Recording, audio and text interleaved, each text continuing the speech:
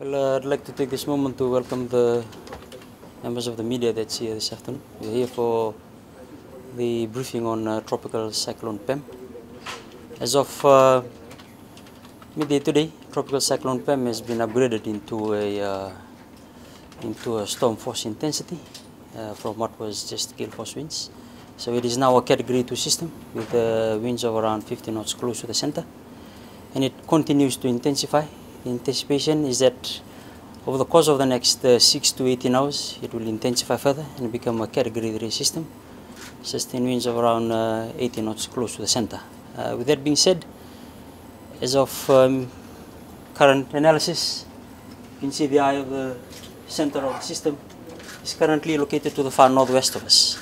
And it's making a track, a southeasterly track, and it will eventually track to the southeasterly direction.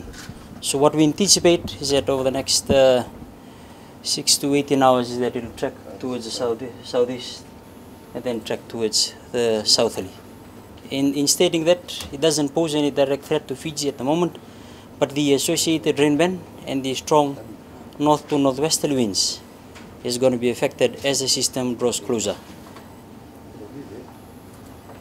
The rain band that I'm referring to, these rain bands in here, though we are tracking the center of the system, it is through these rain bands that are going to be, as it moves towards Fiji, these rain bands are going to be affecting us, and the strong north to northwesterly winds as it draws closer. Now,